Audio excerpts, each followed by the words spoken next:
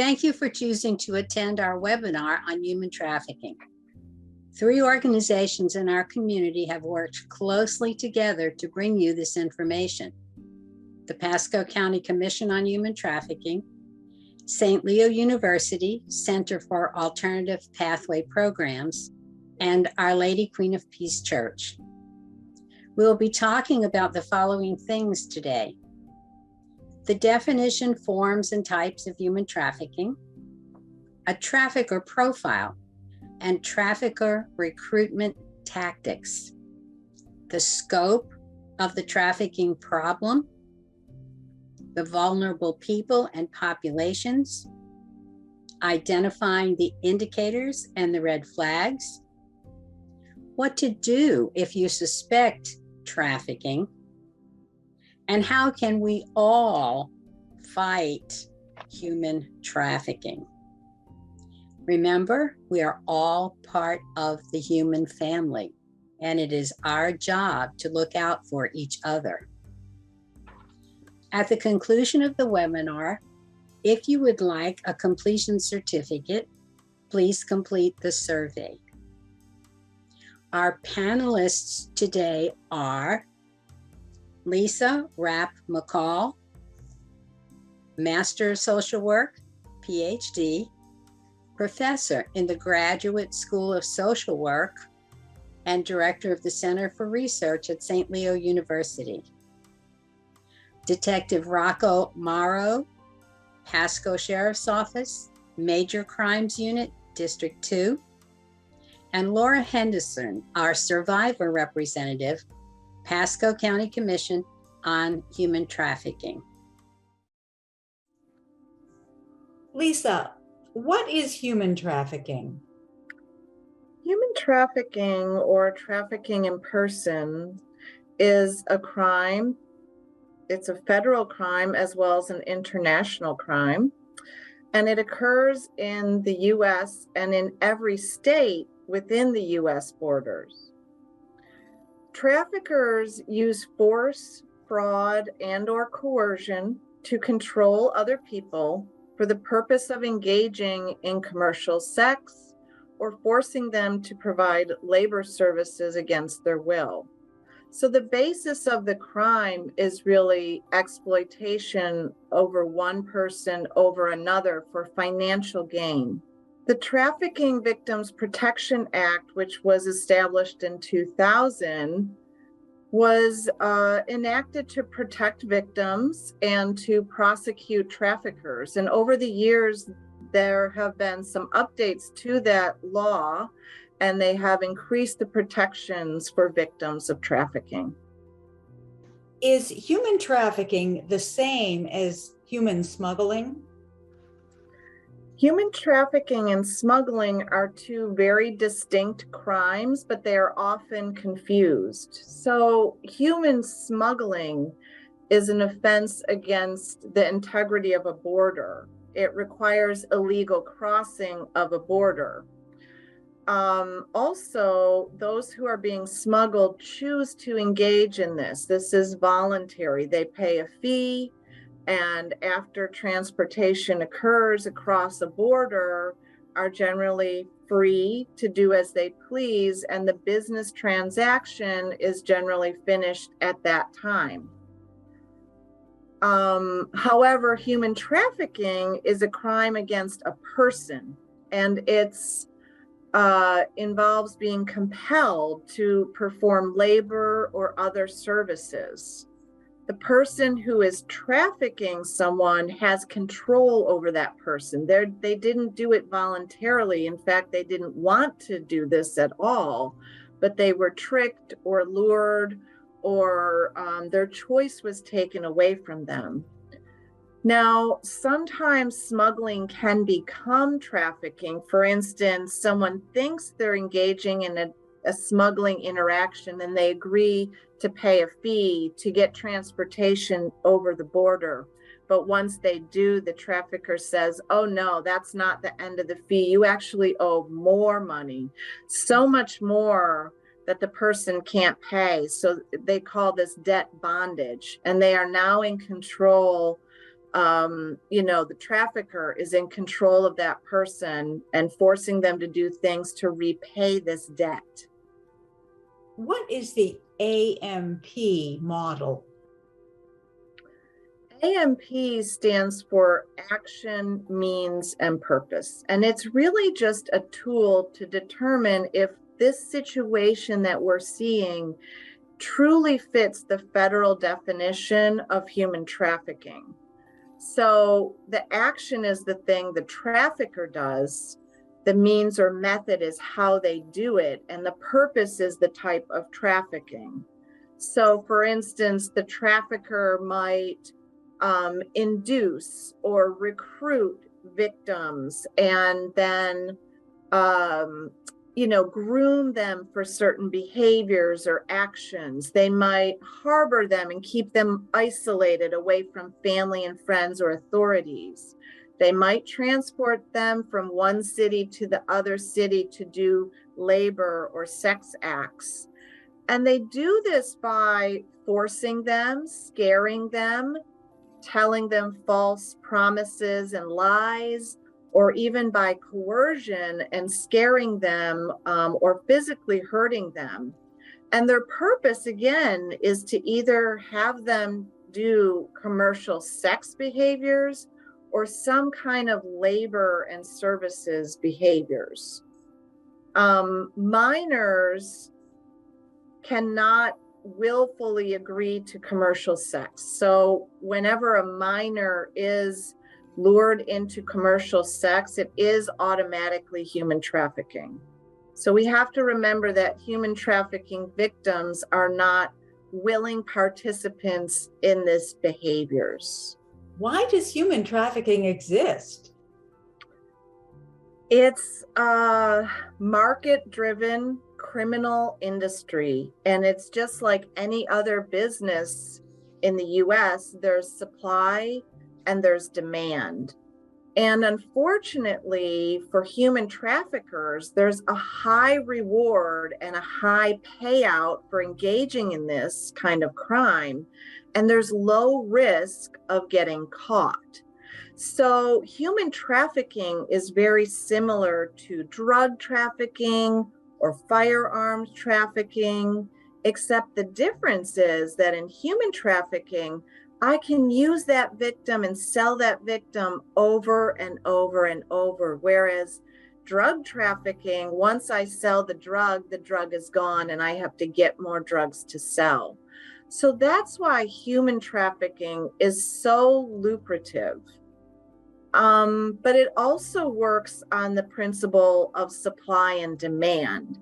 So there are many people who are vulnerable and have that supply. They are the supply. And then the demand is fueled by folks wanting cheap labor, organizations wanting cheap labor so that they make more profit.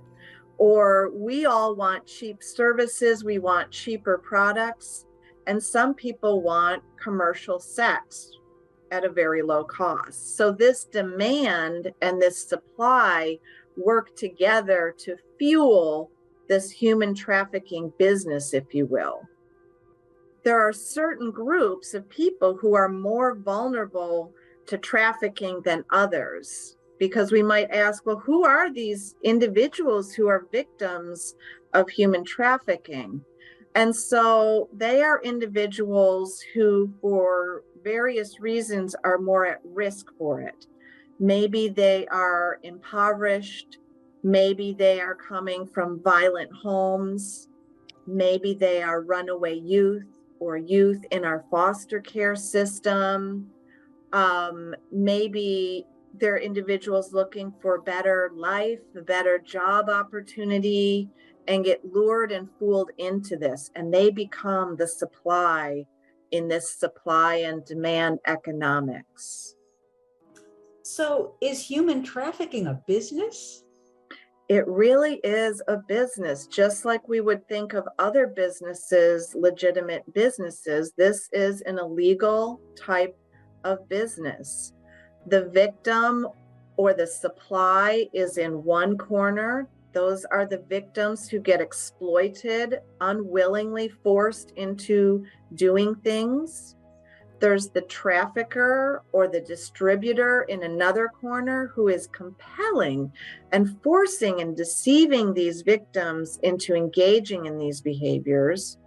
And then there's that demand, and those are the buyers or the consumers who are buying products and services and goods, or even buying commercial sex. Lisa, how can we interrupt this cycle to stop human trafficking? Well, there's these push and pull factors. And so we have to address those push and pull factors. So if poverty is pushing people into this kind of criminal activity unwillingly, then we need to address and see how we can eradicate poverty. If there's discrimination, which pits people against one another to discriminate, then we need to work on reducing discrimination. We need to reduce the trauma and provide services for people. So in other words, we need to reduce and prevent people from being pulled into human trafficking. We also need to think about how we can arrest and sentence traffickers who are engaging in this illegal and horrifying abuse of human beings. We shouldn't be accepting this kind of behavior.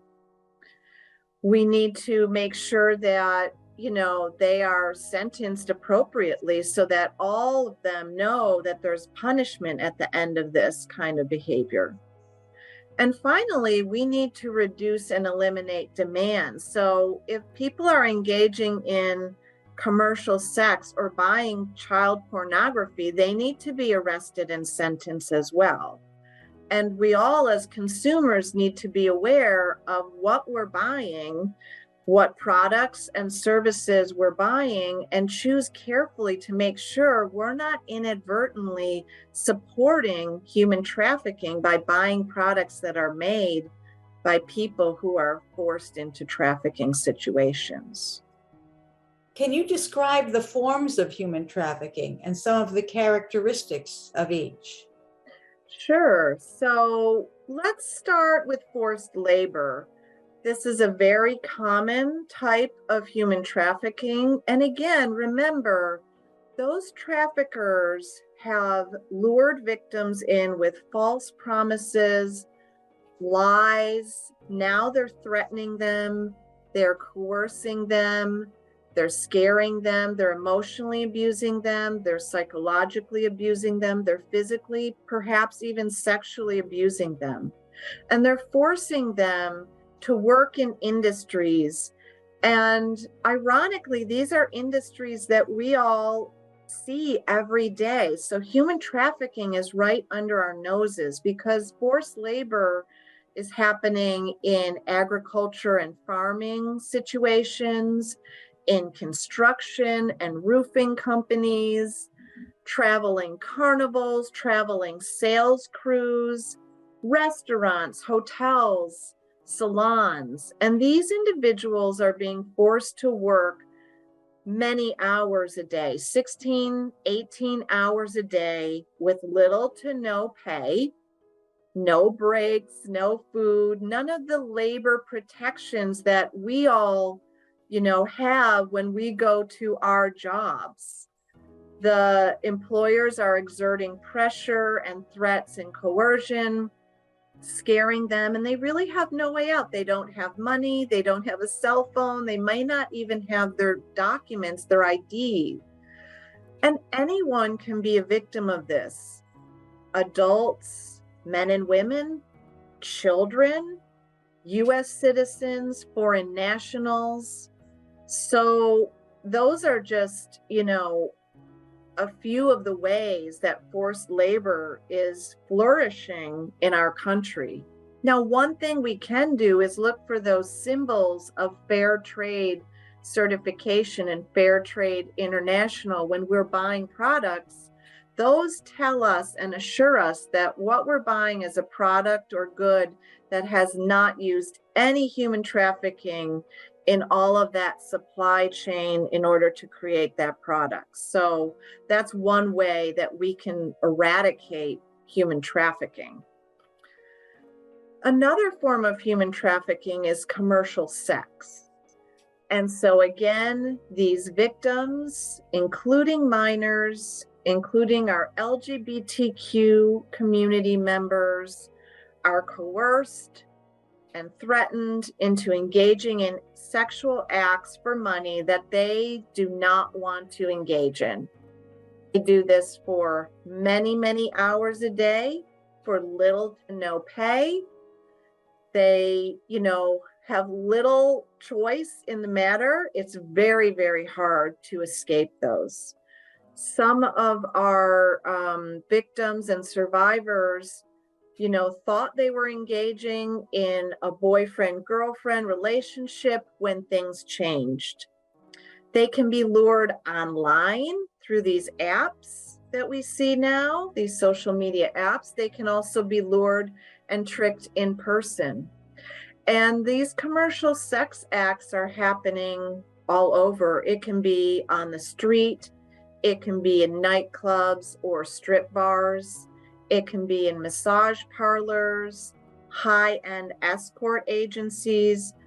Police have even found very wealthy private homes that were harboring individuals who were performing sex acts for very high wealthy customers, and of course not getting any of that money, and of course not really wanting to do that at all. Unfortunately, many children are pulled into this as well. And again, some of them are tricked. Some children don't even realize that this is human trafficking. They just don't know. The last form of human trafficking is domestic servitude. And this happens within private residences. So individuals, again, were promised maybe a nanny job in a high-end residence or a housekeeper at a large mansion for wealthy homeowners. But instead, what they found themselves in was a human trafficking situation where they're forced to work all day long, long hours again, to do anything that is demanded of them, from cooking, cleaning, landscaping and yard work, to infant care, elder care. Some of them are physically abused. Some of them are also sexually abused. And they are kept in private homes. They stay there on a small cot in the back, and no one really knows. So this type of human trafficking is even more secret because it's very hard for authorities to find these individuals. They're not allowed to move freely. Again, they don't have access to a cell phone or any money to get away from them. And so they're forced to do the bidding of these individuals in this type of human trafficking. Thank you, Lisa. Detective Morrow. Yes. We hear that human trafficking exists all around us. Can you give us an idea of some of the locations, places, or industries where traffickers might be found? Well, as displayed on the screen, a majority of the places are places that everybody goes in their day-to-day lives. You have the restaurants, bars, a lot of stuff that goes on behind the scenes, nail and hair salons, amusement parks, golf courses, hotels, massage parlors, unfortunately strip clubs and things of that nature. We know that trafficking is about exploiting workers, exploiting people. Who do traffickers tend to seek out? Who do they prey on? The traffickers typically recruit victims by seeking out people that have vulnerabilities that can be exploited for profit. When speaking with Polaris, survivors pointed out to sustained unemployment, homelessness, past experiences with abuse, or desperation to provide for their children as major factors on their path towards exploitation. So, who are these traffickers and how do they operate? So a lot of the traffickers, a lot of people don't realize that are individuals that, again, we deal with day to day. They appear to be just normal individuals. You have your regular business owners. You have, like, the screen displays the individuals that work at brothels or fake massage business owners and managers, and some of them are true business owners. I know it says fake massage business owners, but we've had instances where you would have true business owners that have seen the lucrative side of human trafficking, and they exploit their businesses, their true licenses that they're able to operate under this umbrella as this business, and they are exploiting individuals under that umbrella. One of the words we hear a lot when we talk about trafficking is grooming. What is grooming and what are the stages of grooming? So grooming can be defined as carefully and methodically working to gain a victim's trust, create a degree of dependence, and more subtly promoting the idea of selling sexual services, which is normal and acceptable and obviously necessary to the exploitation of human trafficking. Ultimately, a successful grooming results in vulnerable people cooperating in their own exploitation and abuse, believing that they've made the choice to do so independently. So a lot of times we deal with victims who they don't realize that they've been being groomed. They don't realize that they are a victim of human trafficking because they're manipulated in a way to believe that this is what they're choosing. So we've seen and have dealt with victims that they had no idea that they were being groomed for over a year, and until they were able to seek counsel or help or some kind of outside source helping them really expose it, it's not until then that they look back and realize and see all of the signs. And a lot of times too, they see the signs in how that individual gained their trust. And you can see how when they're targeting the victim, gaining their trust, they get to know their victims. So a lot of times you've had individuals that they're in need of something, and they are now targeted by this individual that is providing that need, and they believe that just because they're providing that need, they're more trustworthy, and they kind of exploit that. That goes along with the meeting of the needs, and I know with that process of grooming. And then you have the isolation. With the isolation of the victims, it's just keeping them away from family, keeping them away from friends. A lot of times what they do is traffickers will try to take victims away from ones close to them that would be more apt to really exposing the truth, really telling them, hey, this guy's not right. This individual is not really trying to take care of you. They're trying to take advantage of you. And a lot of times traffickers will actually push those people away. They will talk bad about them, talk down on them, and do their best to try to change the victim's idea of a family member who's truly trying to help, and make it seem like they're the bad guys. And then obviously at the end of the grooming process is the true exploitation of them, making them believe that what they're doing, gaining that money, is what they want to do, is their own choice, yet they don't see that they are now providing for the trafficker. And once a trafficker realizes that they have full control over that individual, that's what they work on maintaining by continuing to create that atmosphere for that person, that doing their best to try to get them to really not seek any kind of healing, and honestly not know that they have been groomed and they're being trafficked.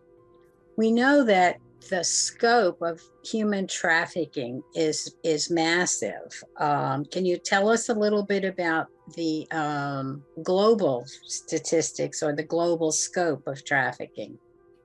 So statistically, it's extremely difficult in identifying victims, and the fact that most do not self-identify kind of goes along with how they're groomed and exploited. It's difficult to gather the stats on that as well, because even though we had these stats in front of us with was estimated 49, just over 49.5 million victims of human trafficking worldwide, we know it's more, but we understand that a lot of those victims have not come forward because some of them don't even realize that they're victims. So you have, out of the 49.6, there's over 27.5 million victims that were victims of forced labor. 17.3 million are forced labor exploitation in the private sector. 6.3 million are forced in the sexual exploitation aspect of it, and 3.9 as state-imposed labor. And then 22 million are living in a forced marriage. What is the scope of human trafficking here in the United States? So the slide that's up now, it is a heat map, a 2020 heat map of the United States, and it's from Polaris, and it reflects the information from calls, texts, emails, and web forms received by the National Human Trafficking Hotline from January 1st, 2020 to December 31st of 2020. And through these communications, Polaris has learned of responding to and analyzed thousands of cases of human trafficking across the states. So as you can see, all 50 states are impacted. There's nobody that's not impacted. And it just speaks to the fact that trafficking occurs really across the United States. And I'm sure if we had a heat map of the entire world, we would see it in every single country. And just looking at this slide, it looks like there is a good bit of human trafficking activity in Florida. Would you address that for us, please? Absolutely. So Florida is considered a destination state. So it's not that Florida is just a beautiful state with beautiful scenery and weather that attracts traffickers, but the industrial sectors, such as a large service industry, agriculture, and the presence of large airports, coastlines, and deep sea ports. So with that, the large venues of labor trafficking would be agriculture, domestic work, construction, traveling sales crews, which is large here, and the restaurant and food service would be the top 5 venues here. Thank you. We've heard a lot about human trafficking now, but Laura, who are the victims of human trafficking? Yes, that's an excellent question. So what I want to start by saying is 2 of the phrases that are very common in the anti-human trafficking field are "it can happen to anyone" and "it's happening in your backyard." And technically, these are true. Anyone can be trafficked in any community, just as anyone can be a victim of any kind of crime. There's no single consistent profile for trafficking victims. It's important to remember that vulnerability, as it's been mentioned multiple times, to human trafficking is far-reaching, spanning multiple different areas such as age, nationality, education level. Traffickers do often prey on people who are hoping for a better life, such as in my case, lack of employment opportunities, and have a history of sexual abuse, and so on. In my case, my story goes back as far as I lost my mom when I was 4, was taken into foster care until I was 13. I was adopted. They divorced by the time I was 16, and life just goes on and on and on. It just continued to stack from there. So in my 20s, I just carried those vulnerabilities that just were very easy to spot by traffickers. As you said, anybody could be the victim of trafficking. What are some physical indicators that might be a sign to someone, an onlooker, that someone is being trafficked? Yes, that's a great question as well. So I want to start by saying one of the main key indicators is when a victim is accompanied by another individual. This can be male or female who does not permit the victim to speak, or who may insist on being present or translating. Some indicators in my situation included drug and alcohol addiction, lack of nutrition, evidence of violence, so scars and bruises. I know I was taught to not trust anyone, basically, especially those in a position, of power, including law enforcement. Because if you can see the physical indicators, it's easy to spot for those that are trained. So it's very important to know these things. I would say some additional indicators are, denying food, water, sleep, which would, result of lack of nutrition, loss of weight, and such like that. What are some behaviors that might indicate that someone is being trafficked?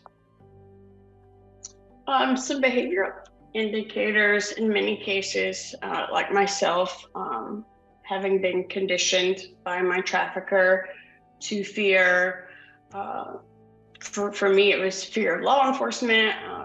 There's also immigration officials and other service providers.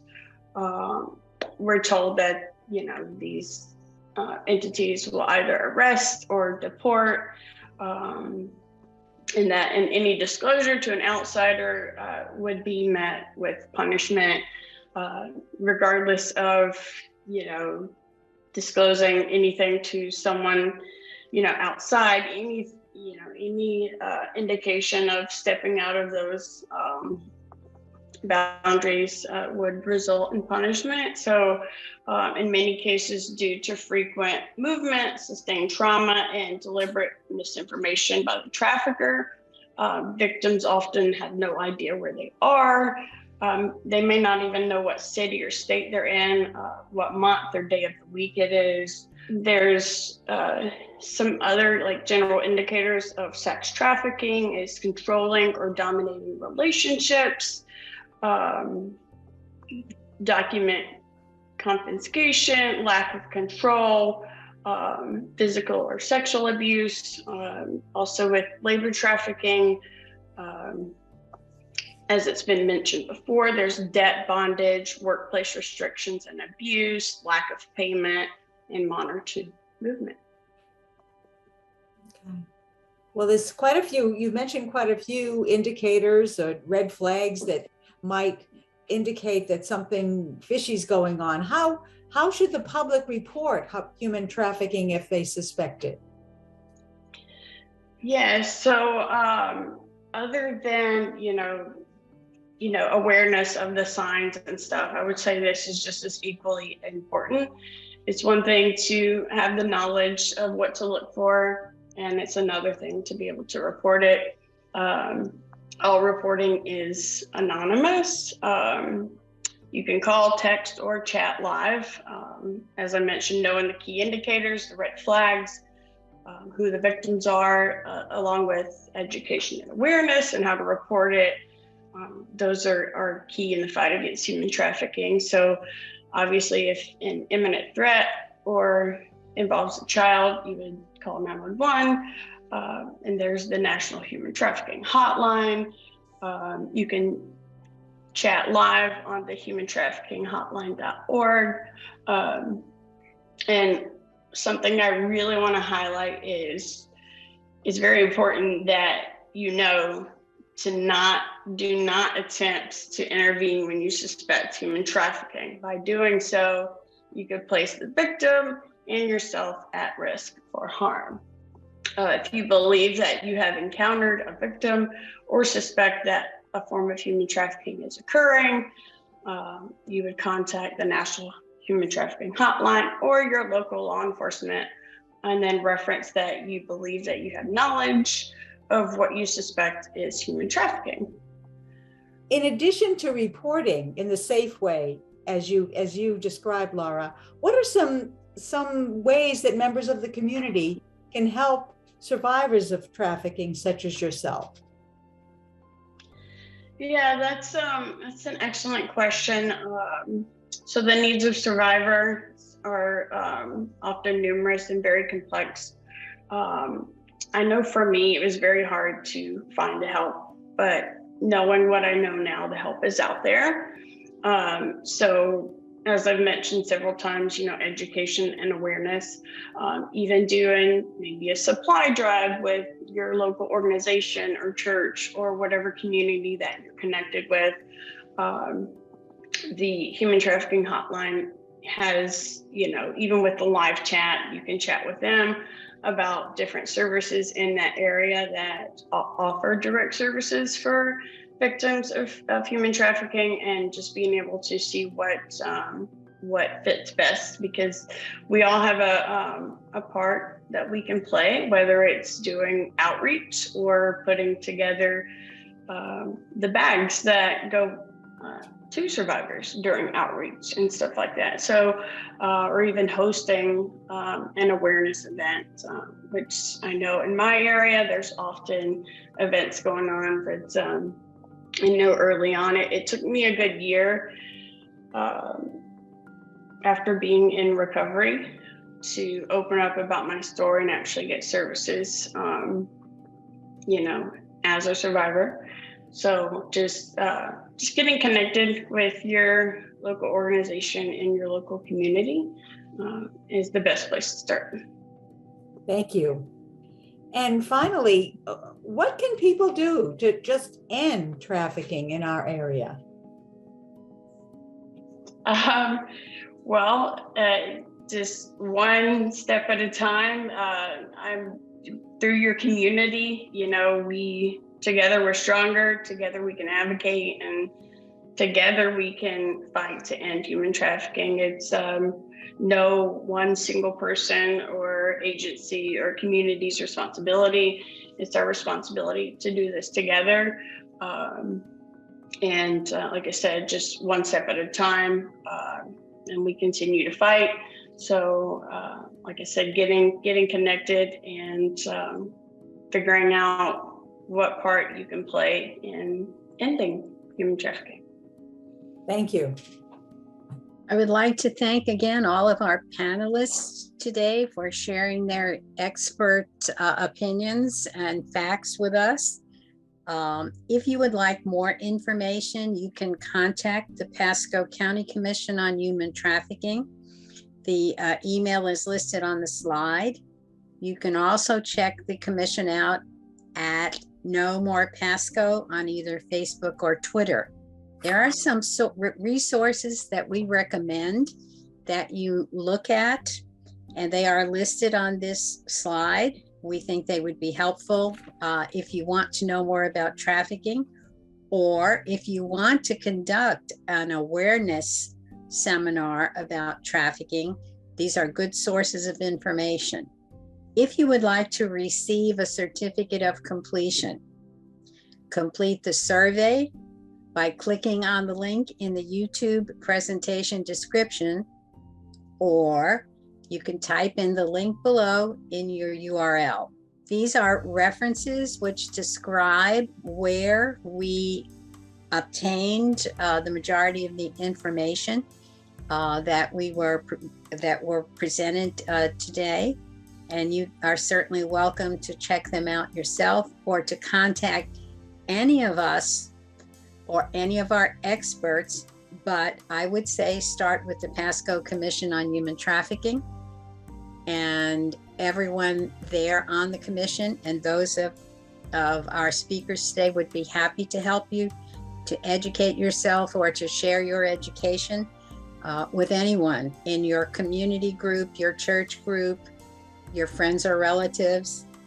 We want to get the message out as to what this is and what a blight it is on our landscape, and try to eliminate it completely from our society. We thank you again for your participation today.